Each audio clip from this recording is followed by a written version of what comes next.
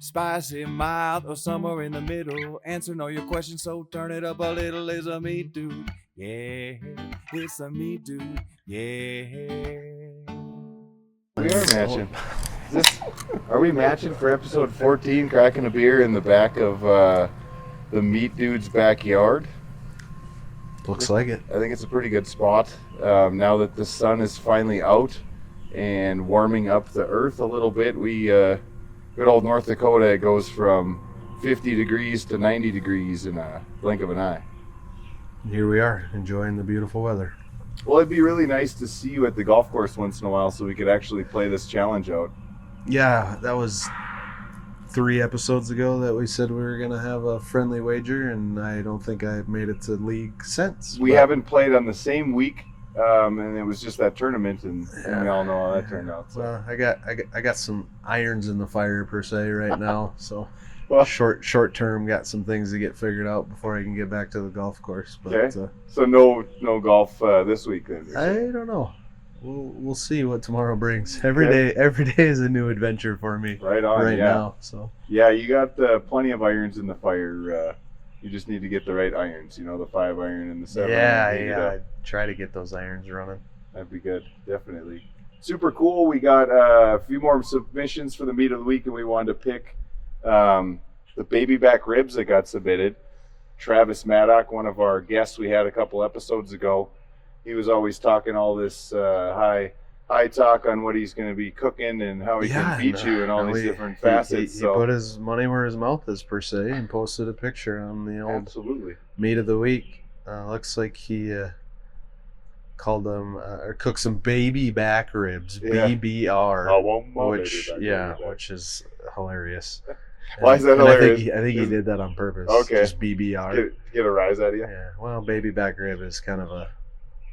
Is that like a slang term? Yeah, it's like a marketing term. Is it? Yeah. Okay. It's because of Chili's. It's just be beef ribs. It's just Chili's? Well, they're like pork ribs. Pork ribs, yes. Back ribs. Yes. Yeah, come off the loin. But the baby back ribs is it's a little bit of marketing there. So awesome. Well, but Chili's, BBR was cool. So hats off to him on that. Yeah, absolutely. It's always cool to see what you're cooking.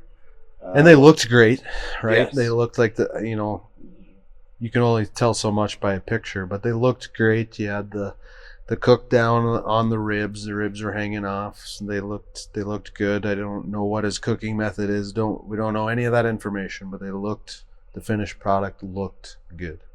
So what's one of your favorite ways to do baby back ribs?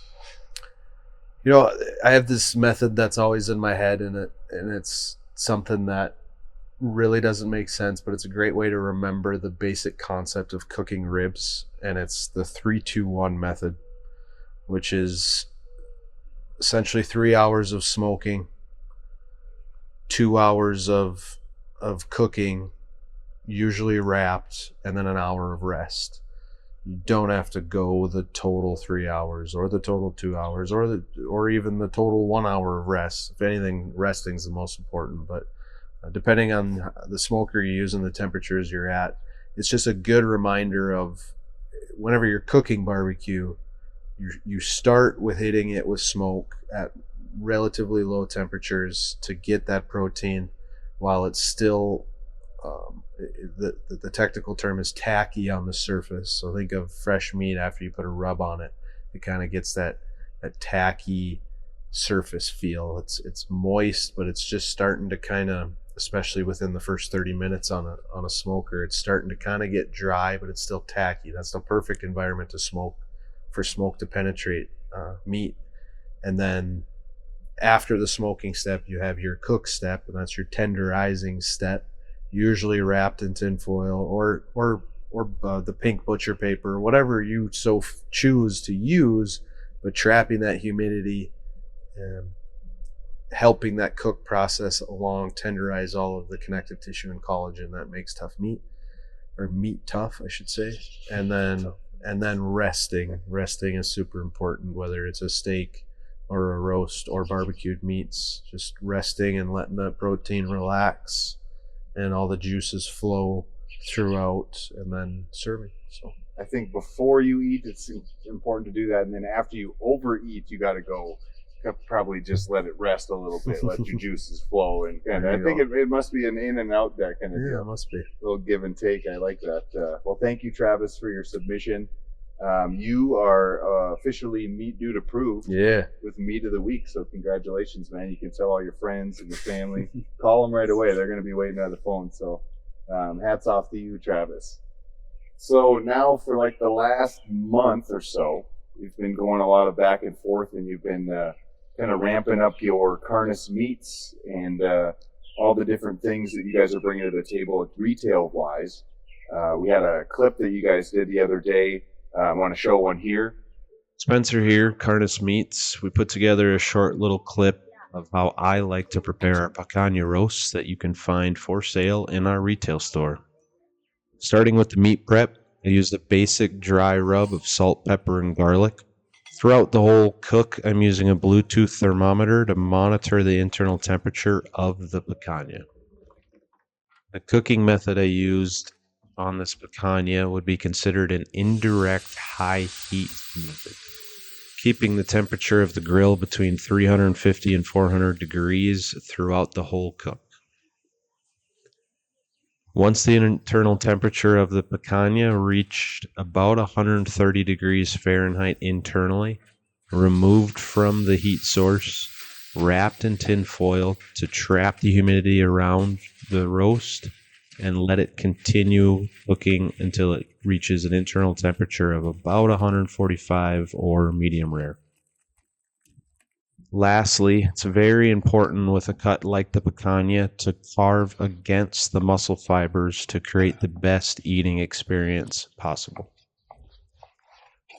Looking at the cook graph of our picanha, you can see where we removed it from heat, wrapped it in tin foil, and saw the continuing rise of internal temperature of our picanha roast.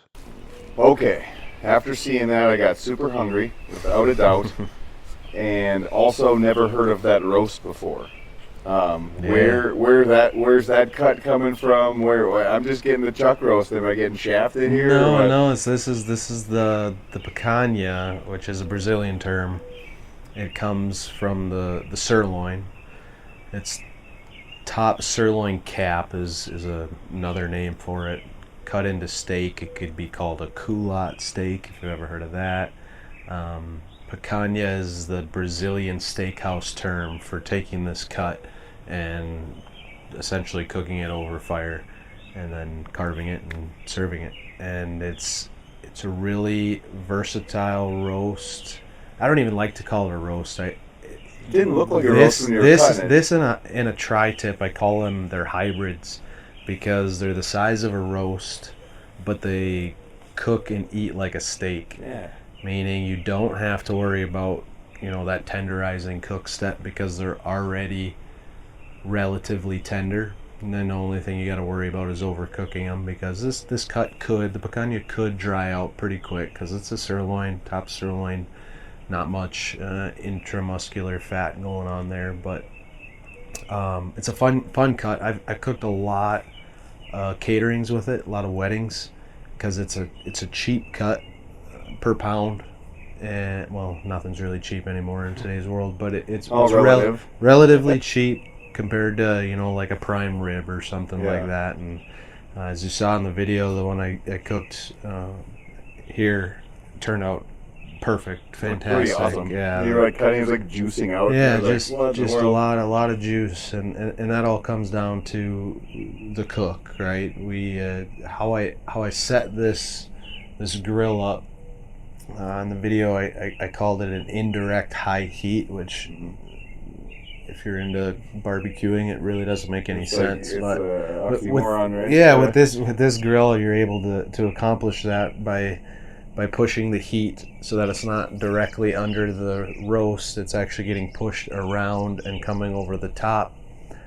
So you don't have an open flame directly underneath it, but you still have high enough temperature that I was able to get a nice sear on it. I think that video kind of showed I had a nice sear over all edges of that cut, and it traps that moisture in, traps those juices in.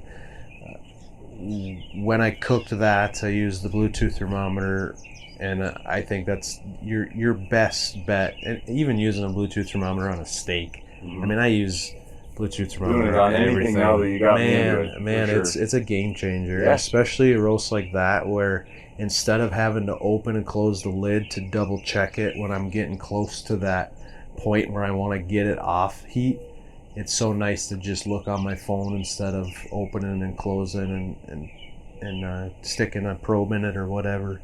And it just makes for a way easier cooking experience and a better product at the end of the day. And that one I pulled off at 130 internal temp, and I wrapped it. And that time point of what you take a product to internally, how long you want to let it rest, and how you're going to let it rest is kind of an equation that's in my head throughout a cook all the time. Yep. I would have ate it at 130, right? But my wife, kids, they like I probably would have taken a little more. Yeah. medium rare to medium. Bring it up, yeah. But if you bring that large of chunk of meat up to close to where you want it to finish, it's going to shoot right past it. Oh, Even yeah. if you leave it out on a plate, it's going to shoot right past it because it's got so much heat energy in it.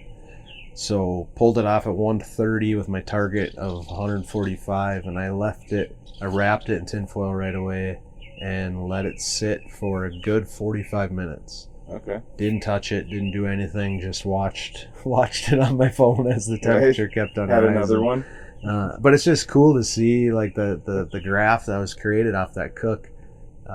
You can see, so the green line is ambient temperature, Right. Temperature of the and grill, pink is internal temperature, and you can see exactly the moment on that cook where I pulled it off directly off the grill, and it drops 300 degrees, but that roast just keeps climbing, and it's kind of fun, and I think it shows real data of like what actually happens and why we pull it off and why we let it rest, and why I pulled it off 15 to 20 degrees less than where I wanted to take it. Yeah. Because that heat energy and all that humidity that's around that roast is gonna keep raising that temp. So Well, that brings up a question. So maybe it was just me not having tinfoil. Maybe, like you said earlier, maybe I'm just a hippie. But you don't want tinfoil on your meat. instead of having the tinfoil, I said I'm going to take a pan with a glass cover and put the steak or take off whatever meat that you're going Like to a let rest. saucepan. Yeah, essentially, like a skillet with a cover, essentially at that point. Take the meat off, let it rest in there. Is there any difference that I'm going to see? I feel like if I didn't heat the pan up, I saw it not raise in temperature that much, if at all, because obviously the pan was absorbing the heat instead of in the tin foil it was holding. But so there's a lot of variables that come into play here. So was it a steak that you pulled off and put let's in the call pan? them pork chops at Yeah. this point. Yeah. So think about let's use this picanha as an example. This is probably a 3.5-4 pound chunk of meat. That couple episodes back, we had a question of why does some meat when it cooks Expand. that cut is notorious for doing that. Okay. When I threw that thing on, it was probably this flat, and when I pulled it off, it puffed up like this, and it's the water kind of boiling and expanding inside of it, and again, that's trapping a lot of, I call it heat energy in that roast. Well, a pork chop's only an inch thick and weighs whatever, very small amount, so there's just not as much ability for a small thin cut to continue cooking. I don't know if it was a pan problem or if it's just the size of meat that you were using, but you pulled a pork chop off and put it in a heated pan. All 6 of them, or in whatever. A heated pan, like you had a pan. Well, I put it on low. All right, I'm going to on take your them off oven. here in a couple minutes. And you just wanted to keep them warm. Well, I didn't have tinfoil. I wanted to let them rest, so I wanted to keep them in a warm, So humid environment, right? Pork chop or a steak, usually they raise about 5 to 10 degrees without covering them. Okay. Granted, I got that thing to raise 20 degrees, so that's a a lot. way different ball game. But so I But like you said, the I can't thicker tell the you meat holds more right. Yeah. Well, I don't know. There's probably a technical term out there, but some I'm sort of going to energy? call it heat energy, and I'm going to continue All using right. that term. Coining it right Coining here, it right folks, now. But I think that's the biggest difference, and I get that question a lot of like, when should I cover my? How long should I plan to let it rest? Should I cover it or should I not cover it? And a good rule of thumb of a 1-inch steak pulled off of a 450 degree grill is gonna raise with nothing, just sitting on a plate, resting, is gonna raise between 5 to 10 degrees internal temperature. Now, let's say you're in the same scenario I had with this, where you want to make sure that you don't overcook it, Right. and you pull it off 15 to 20 below, then you need to figure out a way to trap all that humidity and heat around it, and that's where tinfoil comes into play. For sure. Yeah. No, I just was really curious about if there was something else that would work, in a pinch or whatever, or if tinfoil really does the most, because it doesn't take any energy. So there's this it immediately holds there's it. this pink paper that a lot of barbecue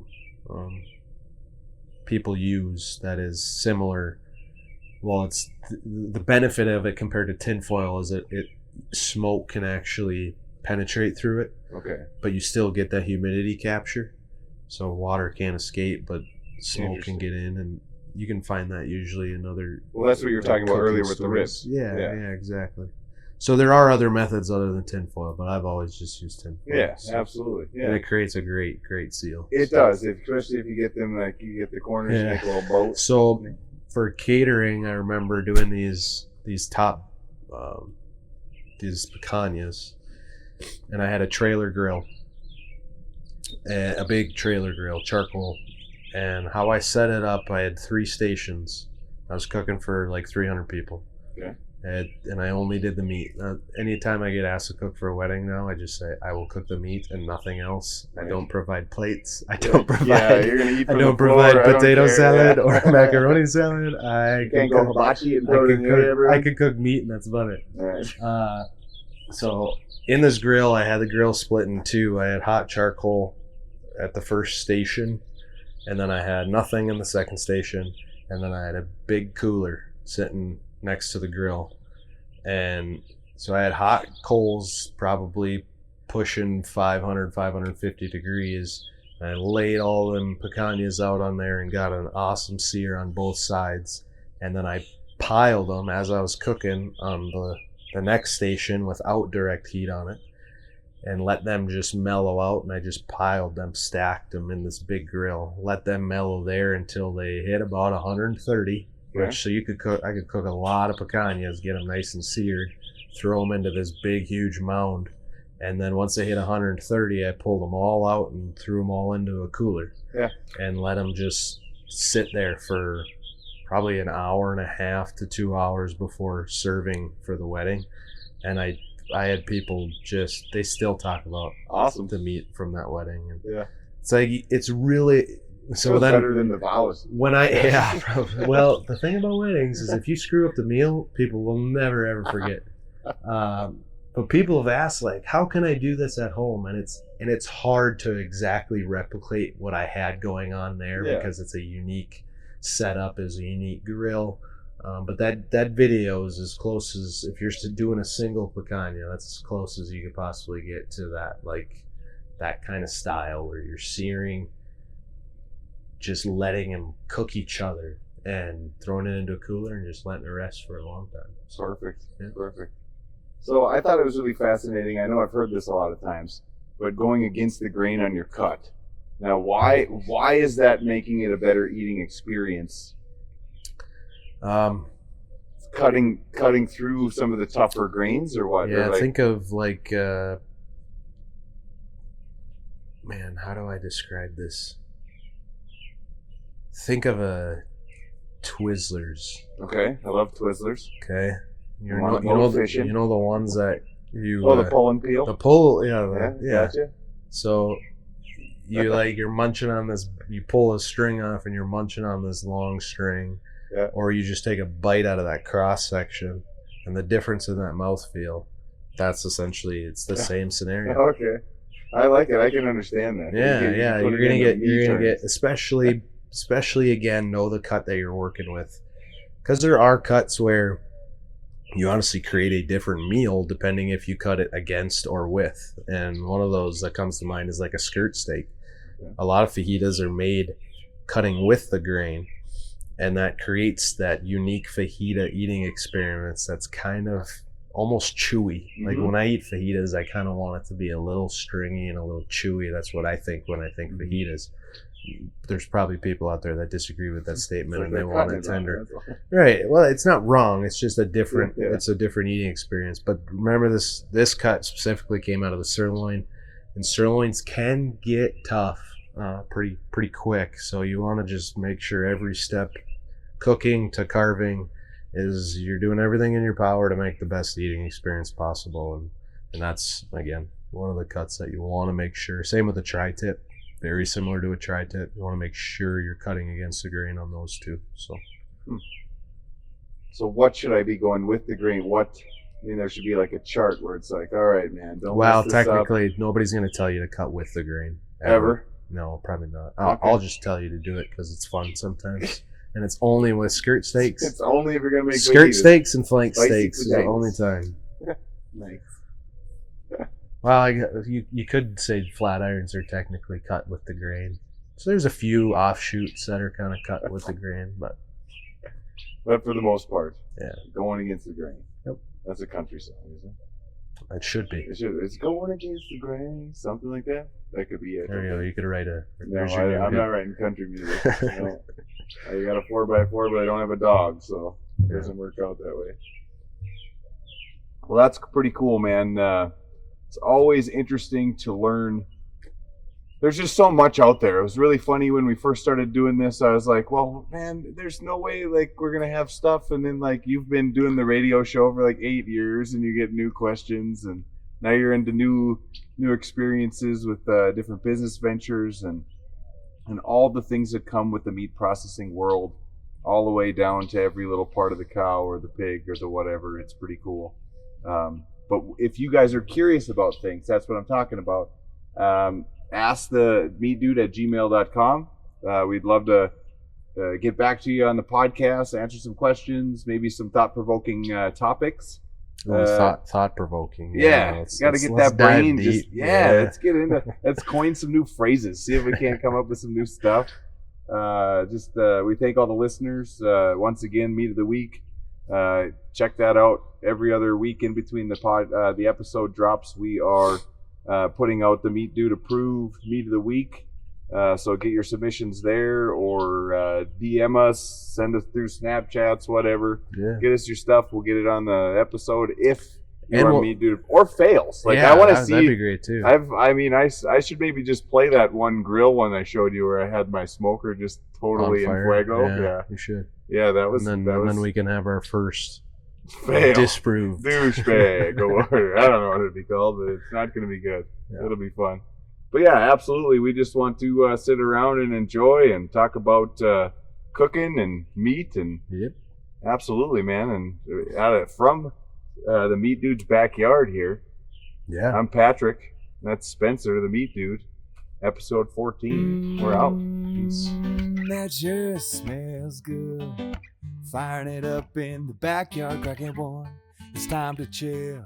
From the ranch to the steak, take it from the farm and put it on your plate. It's the Meat Dude, yeah. It's the Meat Dude, yeah. All the degrees from universities, bringing science in on how hot it's supposed to be. It's the Meat Dude, yeah. It's the Meat Dude, yeah. Spicy, mild, or somewhere in the middle. Answering all your questions, so turn it up a little. It's a Meat Dude, yeah. It's a Meat Dude, yeah.